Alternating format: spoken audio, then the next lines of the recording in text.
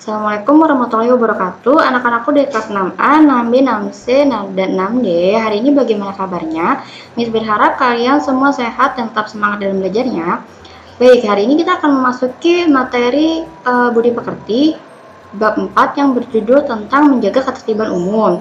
Nah, sebelum belajar, mari kita berdoa dulu ya. Ayo diangkat kedua tangannya, membaca doa sebelum belajar. Bismillahirrohmanirrohim. Rabbi zidni ilman warjukni fahman, amin.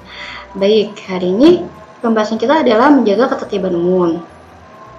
Nah, menjaga ketertiban umum adalah sikap kita yang harus kita pelajari nanti atau sekarang ini di lingkungan, baik lingkungan sosial maupun lingkungan sekolah juga.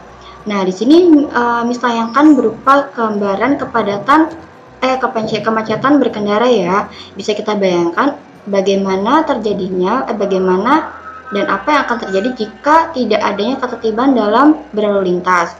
Bisa kita bayangkan jika tidak ada tata tertib, ini mobil yang satu dengan mobil yang lain itu bisa duluan, kemudian mengakibatkan kemacetan dan yang pasti adanya kecelakaan dalam lalu lintas. Nah, kemudian bagaimana sih Miss kita harus menyikapi hal tersebut? Kita bersama-sama pemerintah dan masyarakat harus sama-sama saling menaati peraturan atau tata tertib yang ada.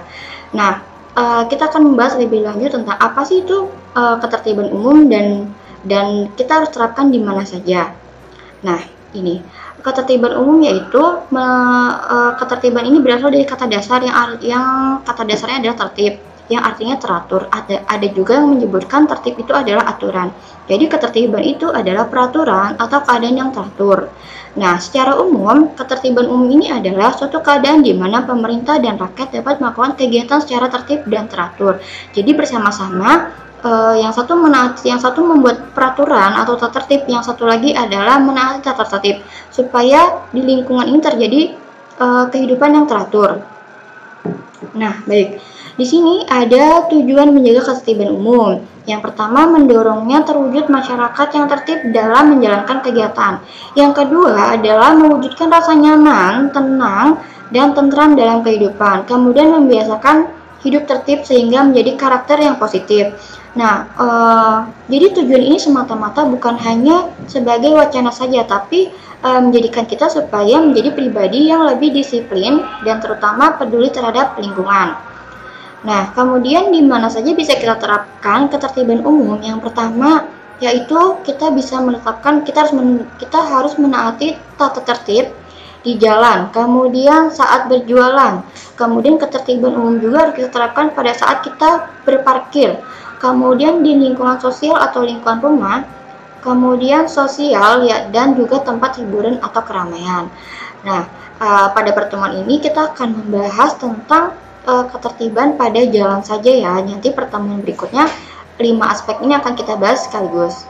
Nah, di sini yang pertama tata tertib pada saat kita di jalan itu pertama sebagai kita ibaratkan diri kita sebagai pejalan kaki. Nah, sebagai pejalan kaki kita wajib menaati peraturan yang ada dengan berjalan di tempat yang tempat disediakan, yaitu di trotoar. Kemudian penyeberang jalan harus menggunakan jembatan penyeberangan ataupun zebra cross.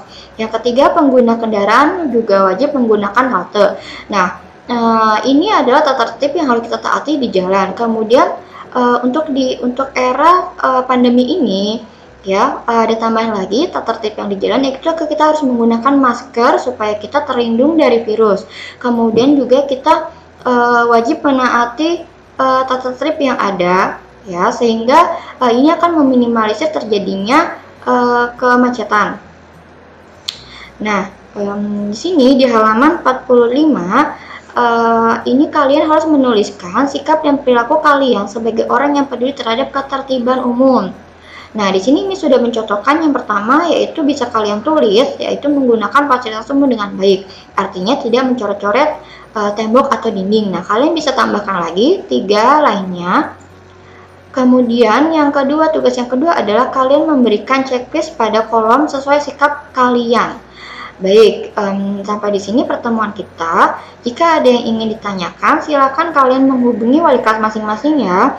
kita ucapkan dulu alhamdulillah, alhamdulillahirabbil alamin. Sekian dari Miss, jika ada yang salah-salah kata mohon dimaafkan. Wassalamualaikum warahmatullahi wabarakatuh.